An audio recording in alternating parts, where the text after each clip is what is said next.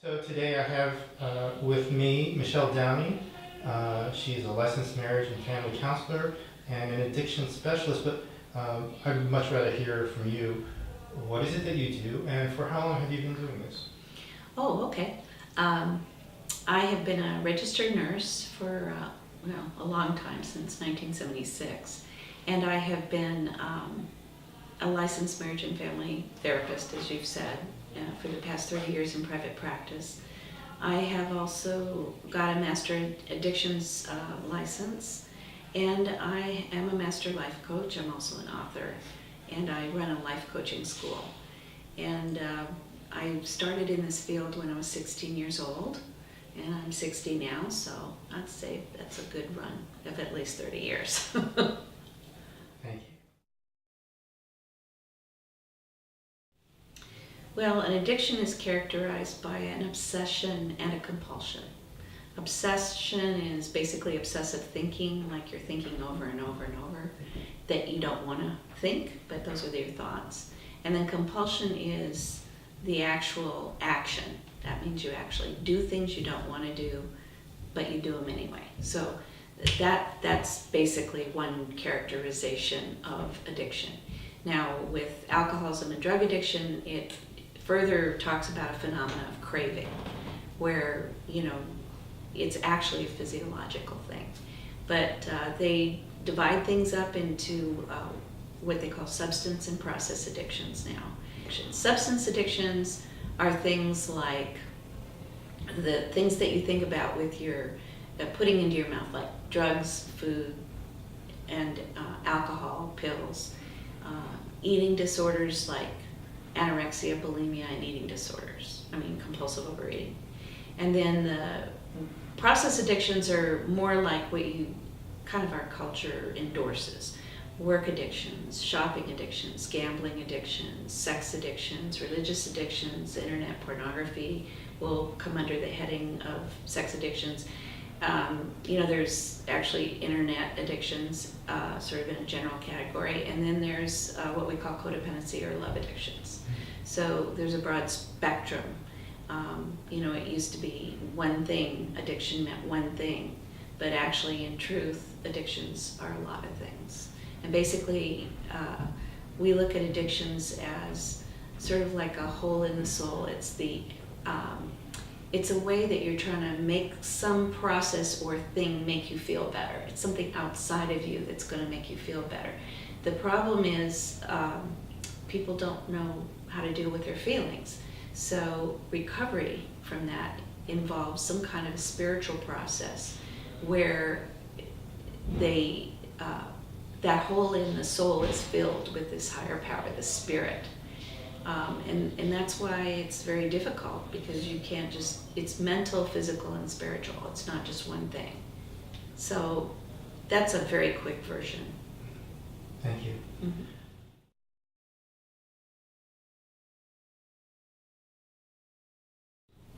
Okay, well, a mood disorder is part of what we call the mental illness spectrum. And years ago, we used to think mental illness was different than a physical illness. And now with all the different things we found out with the physiology of the brain, we're finding out actually mental illnesses are physical illnesses. So mental illness is sort of a generic term that people use to describe somebody that might be kind of crazy or a little off, or something's wrong with them. Now, mood disorders, that is a type of categorization that would describe depression, clinical depression. A subdivision of that would be like dysphoria, which is sort of a lower level of depression. It also could describe bipolar, which they used to, I think they call it, they call it bipolar, but there's other words. They call it cyclothymia. That's a lower level of bipolar. So there's different terms depending on what age you are. They've come up with the DSM classifications, which is a diagnostic manual, which is what all of us in any kind of healthcare profession have to use. In other words, we have to use some sort of like the Bible, some kind of a universal Bible for all of us to be talking about sort of the same thing, even though you can't put people in categories. You can sort of generically do that, like with any kind of physical illness. If you have these things, you probably are diabetic, and probably we should look up for these things. So the exact same thing happens with the mood disorders. If you have clinical depression, these are the things that you look for. So this diagnostic manual has gone through 5 different, maybe a lot more than that, phases. And so it's constantly changed and revised, and it's actually just, it has been very helpful for insurance companies to get reimbursed, clients to be able to be reimbursed, but really it's just a diagnostic criteria. But if you want to think about mood disorders, just think about depression, just think about bipolar. Now, years ago, there used to be neurotic and psychotic. Those were the 2 classifications. And then they got more involved. And now we have, for example, depression with psychotic features. We have schizophrenics. We have schizoaffective. Somebody's got a little bit of schizophrenia and they've got the mood disorder with it. So there's all kinds of complications, and they combine things. So it's like years ago they thought alcoholics were pure alcoholics. Nowadays you can't ever find anybody that's just a pure alcoholic. They have a little bit of this drug, a little bit of this pill, and so we don't have things just so pure anymore. And actually what I think is they're uncovering more and more of what the real illnesses are. That's just what I think. So, to continue that thought, then, it often is not enough when somebody, even if they go into a very reputable and effective treatment center, or if they follow a treatment plan, if they only address one symptom or aspect of their life that is causing harm to themselves, then there may actually be a number of other things, but the bottom line is, what are they really trying to solve? And you were talking about the whole in the spirit, right? So the question to you then is, what would you suggest for a new person coming into recovery, as far as an attitude, or like the 3 things you might suggest to a person that's just beginning this process of uncovering their issues? Well, even if they go to a reputable treatment center of any kind, they are assessed by people that are very trained, and certainly we try the very best we can to categorize in this fashion all the different things that could be there. But it takes time to figure out who has what.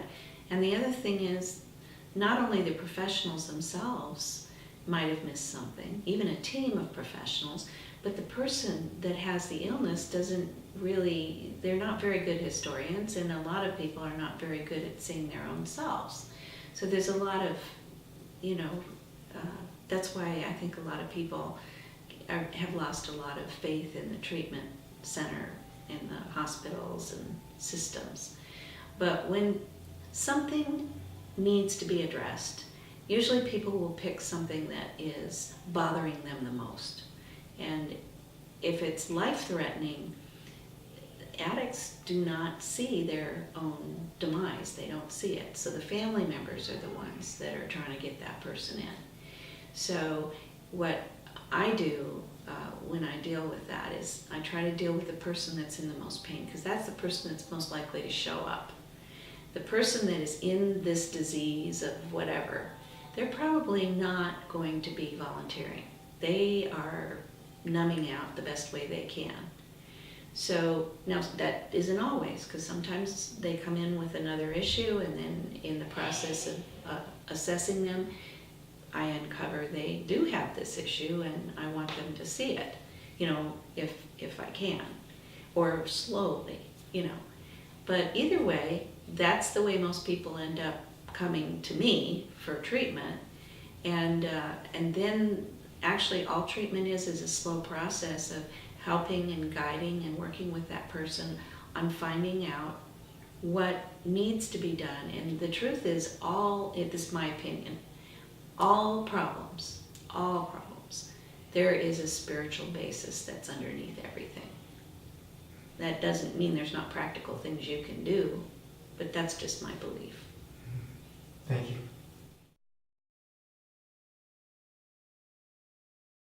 Thank you so much for your time, Michele. Obviously, you have an enormous amount of experience, which is invaluable, having been able to see countless patients, countless situations, all the different ways in which a person might be acting out their addiction or their mood disorder. And it makes a lot of sense that that takes time, it takes patience, not only for you as a person offering to help, but also the patient coming to understand what they need to share, what they need to disclose, so that you can help them. Just one final question then. Can you talk a little about how it's a family disease, quote unquote? Wow. Well, actually, I come from a family systems background. In other words, in marriage and family, we are taught to work with the family. So that's as opposed to usually PhDs, LCSWs, any other mental health profession. My profession teaches to think in terms of family units. So it's not an isolated individual, because people really are never in isolation. And the family is one of the most core connections people have. So when dysfunction happens, and in this, you can extrapolate this to work situations too, and pretend the work is like a family. Thank you. I was going to ask that. Okay. Yeah. So basically what happens is you have a family unit, and in a healthy family unit, the mom and dad are the head, and then the kids are getting their needs met, and that's the way healthy families work. The problem with dysfunctional families, and they started learning about families by studying alcoholic families in the very beginning, because alcoholic families were easy to identify. And basically what happens is the mom and the dad are no longer the heads. Let's just suppose the father is the alcoholic and the mother is the codependent enabler. The father is, let's say, the breadwinner of the family. This is what they studied when they started out with learning about dysfunctional families. The mother would cover up the father's drinking, the father's misbehavior, anything, she would call in sick for her husband or whatever. And so what that did, she was angry with him, but she had to cover to protect her and the kids because he was earning the income. And that took time and energy away from the kids. Of course, the father's drinking made him automatically absent from the kids. So the kids are busy trying in their little ways to adjust to this dysfunction, each taking their own different roles, which I can go into later. But the whole family, if you can think of a mobile, everybody's all balanced, and you take one person or one thing out of that mobile, like a baby mobile, it just goes haywire. That's what happens in a family, and everything is not right. So basically what we do when we work with families is one person, if just one person gets help, we can help the rest of the family. Not by working on them individually, but by working with the one person. When they change their behavior, it has an effect on everything around them. And basically, just like one apple can infect the bunch, one person's recovery can have generational effects for recovery. So the buck stops here at this generation. I love it, yeah. I know that that's important, even from my own story, that my parents absolutely did the best that they could.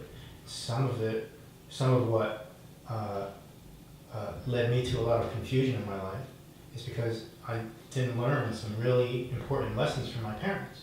There were some things that they didn't know. There were some things that they had misinformation. But they loved me and they were trying their best to raise me.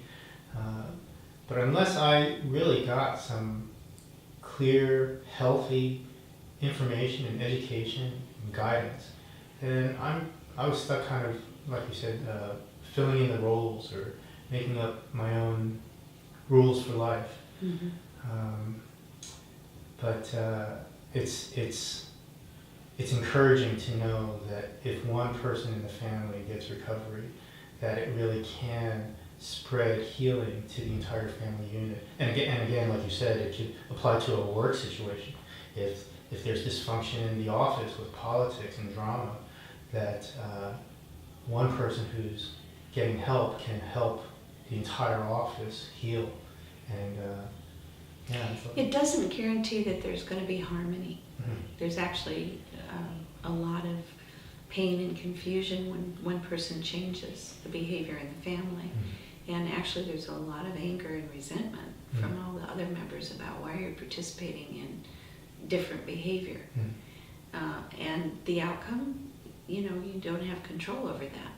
But it certainly is a certain fact that the family will continue to get sicker and sicker, and the dysfunction will continue generationally if they do nothing. And there is a risk, but there is also the fact that there's a good possibility that the rest of the family can recover. Mm-hmm. They either grow or they go. Mm-hmm. And in time, all families will change somehow. But that leads to the truth, as I understand it, that addiction or dysfunction like this is a progressive disease. Yeah, it's very progressive. It's chronic. It's fatal. But it takes time for some, and for others it's very quick and dramatic. But it's definitely there. And we have a tsunami of addictions in our culture, actually globally. Thank you. Mm-hmm. Well, if you're worried about a loved one, or you have a person at work that you're concerned about, or you have a child or a parent or a grandparent or a friend, if you get help, that's the first step. Just to get yourself some help.